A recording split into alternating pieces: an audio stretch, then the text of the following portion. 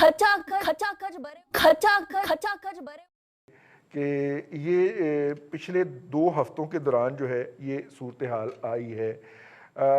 जैसे जैसे अफ़गानिस्तान में मामलात अपने अल्टीमेट एंड की तरफ जा रहे हैं और वहाँ पे अमन की इम्कानात बढ़ रहे हैं अमन के, वैसे वैसे LOC के ऊपर भारत का रवैया और उनका टीवी उनका जो मीडिया है इलेक्ट्रॉनिक मीडिया, उसका रवैया कि हम बलूचिस्तान में हिट करेंगे और जब वो कहते हैं तो उसके बाद ये कार्रवाई हो भी जाती है। सर, कुछ लोगों का ख्याल है कि इस रीजन के हालात को जो है वो जानबूझ के ख़राब किया जा रहा है। एक मल्टी डायमेंशनल वॉर के लिए अगर आपको याद हो तो LAC के ऊपर चाइना और इंडिया के हालात भी कशीदा हुए हैं और वहाँ पे भी जो है वो एयरफोर्स पेट्रोलिंग भी देखी जा रही है। तो ये पूरा इलाका ही एक किस्म का जिसके अंदर एक पिवटल रोल है इंडिया का, भले वो खुफिया है या वाजे है, वो हमें नज़र आ रहा है। तो कैसे देख रहे हैं सर ये फ्यूचर के अंदर? बहुत बहुत शुक्रिया रजी साहब, बहुत बहुत शुक्रिया। अदर तो रजी साहब इसके ऊपर एक अदबी बहस की जाए और इसको बहुत सारे इंटरनेशनल हालात के तनाजुर में भारत का रवैया देखा जाए तो इसके ऊपर तो बहुत सारी एक चीज़ें हैं जिनको जो इस बलूचिस्तान के अंदर और कश्मीर के अंदर जो कुछ हो रहा है उसका बाइस बन रही हैं। लेकिन मैं सिर्फ 2 चीज़ों का जिक्र करना चाहूँगा। आपको ये आप इस तरह देखिए कि कोविड-19 है जो दुनिया में एक वबा चली हुई है और उस पूरी दुनिया को उसकी तवज्जो उस तरफ की हुई है। अब इस कोविड-19 के ऊपर चूंकि दुनिया की तवज्जो है और बहुत सारी जो एक्सपेंशनिस्ट स्टेट्स होती है ना, वो इस किस्म की डिस्ट्रैक्शंस को इस्तेमाल करती हैं अपने जो उनके मफादात होते हैं और जो उनके फॉरेन पॉलिसी इंटरेस्ट होते हैं उनको सेटल करने के लिए।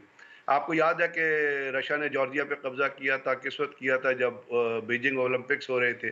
उसके साथ साथ अभी कासिम सुलेमानी का कत्ल हुआ, जारी था और फाइनल स्टेजेस में था, तो अटेंशन मीडिया की डिवाइड करनी थी। अभी इसी के अंदर आप दोबारा अगर इस चीज को देखेंगे तो उसमें आप ये देखिएगा कि इजराइल ने कोई 7,000 घर जो हैं वो तैयार करने का जो है वो इरादा जाहिर किया और उसके ऊपर मंजूरी हो गई है और 1 जुलाई को कैंसेट में इजरायली कैंसेट में बिल पेश हो रहा है जिसको न सिर्फ माइक पम्पियो ने सपोर्ट किया है बल्कि माइक पम्पियो ने ये कहा है कि कैंसेट के तमाम अराकीन को इस चीज़ को सपोर्ट करना चाहिए। अब उसी के साथ साथ आपने देखा कि कश्मीर के अंदर इंडिया क्या कर रहा है, साथ साथ जो चीज़ें चल रही हैं वो ये है कि बलूचिस्तान के अंदर जो आपको एकदम स्पीड अप नज़र आया, तो ये इसके अंदर हमने ये बारहा ये कहा तो है और अब ये तो कहना इसमें कोई शक की गुंजाइश नहीं रह गई।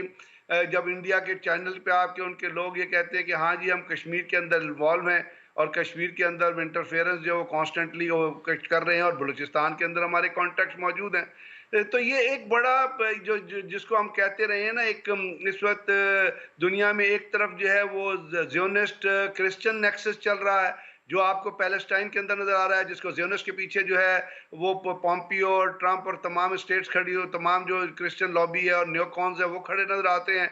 दूसरा एक ज़ियोनिस्ट हिंदुत्व नेक्सस है, सेफ्रॉन नेक्सस है, जो यहूदियत के साथ मिलके और हिंदुइज्म के साथ मिलके आपको कश्मीर में चलता नजर आ रहा है। और अगर आप देखें तो वहां पे वही रेप्लिकेट हो रहा है जो पैलेस्टाइन के अंदर नेतन्याहू रेप्लिकेट कर रहा है और उसने वो काम करना है अगली हुकूमत के आने से पहले, क्योंकि जो बाइडन और ट्रंप का जो मुकाबला है वो आहिस्ता आहिस्ता बहुत ही नैरो मार्जिन की तरफ जाता नजर आ रहा है। तो ये भारत तो बलूचिस्तान के अंदर करेगा और बलूचिस्तान के अंदर करने के साथ साथ कोई पिछले हफ्ते एक बहुत बड़ा ऑपरेशन हुआ है आपका नॉर्थ वजीरिस्तान में, कमांडर हसन था, उसके घर से बेताशा इतना वेपन और इतना असला निकला है जिसके ऊपर इंडियन ओरिजिन की और अफगानिस्तान की ओरिजिन की जो है वो मोहरें लगी हुई हैं। तो अब ये पाकिस्तान, हम बारहा इस चीज़ को कहते रहे हैं, अब देखना ये है कि पाकिस्तान इस चीज़ को इंटरनेशनल लेवल पे जबकि चीज़ें प्रूफ हो रही हैं उनको आप किस तरह उठाते हैं। और इसमें कोई शक की गुंजाइश नहीं है कि कश्मीर से अटेंशन डाइवर्ट करने के लिए LOC पे फायरिंग हो रही है क्योंकि वहां पे डेमोग्राफिक स्ट्रक्चर चेंज किया जा रहा है जिस तरह पैलेस्टाइन में अपना नेतन्याहू कर रहा है, और इसी तरह कश्मीर से अटेंशन डाइवर्ट करने के लिए आप बलूचिस्तान में जो है वो जिस तरह इन्वॉल्वमेंट है वो सिक्योरिटी फोर्सेज के खिलाफ ऑपरेशन करते हैं। बलूचिस्तान जितना बड़ा मुल्क, जितना बड़ा सूबा है, उसके अंदर ये आईडी का रखना, मतलब हम सिक्योरिटी फोर्सेस की बड़ी कंपल्शन है कि एक एक जगह को किस तरह प्रोटेक्ट करें, एक एक सड़क को किस तरह प्रोटेक्ट करें। तो उसमें वाकई हमारी कमजोरी, वहाँ पे डिप्लॉयमेंट की कमजोरी है। भट्टी साहब, ये जो इस वक्त सूरत हाल हो रही है, जैसा कि आप ये देखें कि कश्मीर के बलूच जैसे जैसे कश्मीर के अंदर वो डेमोग्राफिक चेंज की तरफ बढ़ रहे हैं, वैसे वैसे वो जैसे कहते हैं ना कि वो वो हमें अपना वक्त डालने के लिए वो उस तरफ तवज्जो डाइवर्ट करने के लिए जैसे डाइवर्शन नज़र आती है।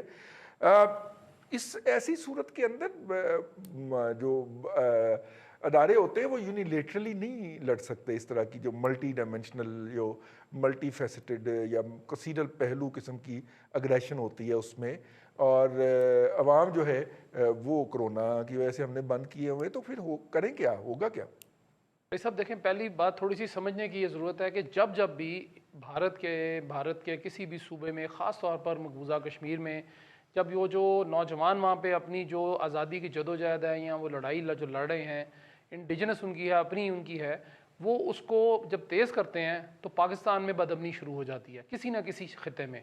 बलूचिस्तान का बदकिस्मती ये है कि उसका एरिया बहुत ज़्यादा है, वहाँ पे उतनी डिप्लॉयमेंट हमारी नहीं है, हम कर भी नहीं सकते। तो वहाँ पे इस किस्म के हमले करना जो है ना, ये बड़ा आसान है भारत के लिए। और आपको याद होगा कि जो भारतीय जासूस हैं पिछले कुछ 1.5-2-3 सालों में, उसमें से कुलभूषण यादव भी वही हैं, उसके साथ साथ जो और कहाँ होता है आजकल वो कुलभूषण यादव? वो बस जी मौज में है जी। अच्छा जी। वो बस एक वो कहावत है पंजाबी की, वो बोल नहीं सकता मैं, लेकिन वो ये है कि जी वो मौज में है। वो गवांडी कहते हैं जी मौज में है, गवांडी होता है हमसाया, वो मौज में है। अब उसको कुछ भी नहीं हमने कहना, ज़ाहिर है हम कह ही नहीं सकते, हमारी काम ही इस तरह के हो गए हैं। लेकिन हमारी एक बदकिस्मती रही साहब ये रही है कि हमने जो हमारा जो केस था ना दहशतगर्दी के, जो भारत के साथ हमारी मुसलसल चली आ रही है, जो भारत हमारे करता है, चीज़ें भी पकड़ी जाती हैं, उनका ये कहना होता है जी कि इस तरह तो पाकिस्तान में के भी बड़ा मसले हैं जी, हमने वहाँ से असला पकड़ा, पाकिस्तान मेड इन पाकिस्तान, उस पर पिस्तौलों पे लिखा होता है, कभी किसी पे क्या लिखा होता है। फिर वहाँ पे उन्होंने सिर्फ मिल्क पैक का पैकेट पकड़ा था, ट्रीट ब्लेड पकड़े थे, वो जो कश्ती में बैठ के लोग लेके गए थे, असला वसला कोई नहीं पकड़ा। अच्छा कभी चलें अगर कोई चाकू या ब्लेडों कबूतर पकड़ ले, तो आप चले कबूतर पे आ जाते हैं, ब्लेडों से भी तो जख्मी कर सकते हैं। हाँ ब्लेडों से ज़्यादा दहशतगर्दी तो हो सकती है। डब्बा मारा है, मैं खींच के मारूंगा आपका सर फट सकता है। बिल्कुल ऐसे ही है। तो वो ये मानते नहीं है। लेकिन हमारी बदकिस्मती ये है कि हम ये जो दहशतगर्दी का केस जिसमें भारत सरीहन इन्वॉल्व होता है, हम उसको उस हिसाब से या उस तरीके से प्लीड जो है आलमी सतह पर या आलमी इदारों के सामने नहीं कर पाते। हमारी वहाँ पे कमज़ोरी ज़ाहिर होती है, हम अपना केस जो है उस तरह पेश नहीं कर पाते कि ये भारत हमारे मुल्क में ये दहशतगर्दी कर रहा है, लिहाजा इसका नोटिस होना चाहिए। हमारी बदकिस्मती सिर्फ ये है अब तक। अब बलूचिस्तान में आप देखिए, पिछले 15 KP में और बलूचिस्तान में पिछले कोई 15-20 दिन में काफ़ी ज़्यादा एकदम तेज़ हो गया, चूँकि कश्मीर में तेज़ हो गया। ये इसका वाइस वर्सा इफेक्ट होता है हमेशा। वो देखते ही हैं कि जिस सूबे में आसानी से हमला हो सके, जिस सूबे में आसान टारगेट मिल सके।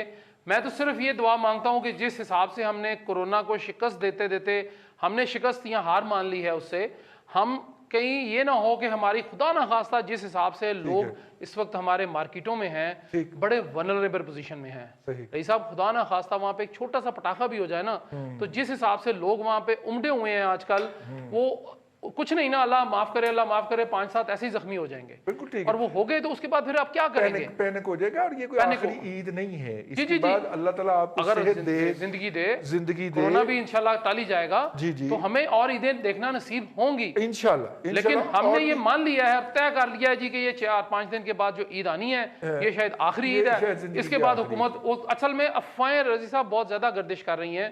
हम टॉपिक से हट जाते हैं, अफवाहें बहुत ज्यादा गर्दिश कर रही है जी कि ईद के बाद इसको डिस्कस करेंगे, वो मैं उस पर भी बोलूंगा। लेकिन मैं एक जुमला सिर्फ बोलना चाह रहा था कि हमने ये तय कर लिया है, अफवाहों का बाजार भी हो रहा है, मैं सोशल मीडिया पे भी ये चल रहा है कि जी ईद के बाद मुकम्मल लॉकडाउन होने लगा है और बड़ा मसला बन जाना है। अच्छा, ये अफवाहें हैं, ये अफवाहें हैं जी। अच्छा, अब देखिए इसार राना साहब जैसे पढ़े लिखे आदमी हैं, उनसे रहनुमाई लेते हैं। और इसार राना साहब चूंकि एडिटर है, ग्रुप एग्जीक्यूटिव एडिटर है जी, और इन्होंने हमें जुदाई दे दी हुई है और ये हमारे स्टूडियो में तशरीफ़ नहीं लाते, तो हमने कहा चले फ़ोन पे ही आप आके तो हमें अपना मुखड़ा दिखा जाएं, बल्कि आवाज़ सुना जाएं।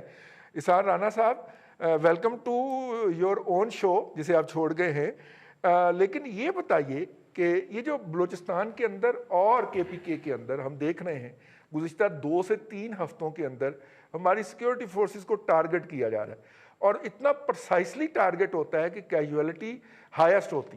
पहले होता था कि अटैक हुआ, एक आध शहीद हुआ, 2-3 जख्मी हुए, चले। अब शहादतों की तादाद ज़्यादा होती है हर इंसिडेंट के अंदर और ज़्यादातर होती जा रही है। इसमें हम क्या देख रहे हैं? क्या हम प्रोफेशनली, हमारे जवान प्रोफेशनली वीक हैं, या दुश्मन के एग्रेशन का लेवल जो है वो नेक्स्ट स्टेप पे या नेक्स्ट जनरेशन में चला गया? इस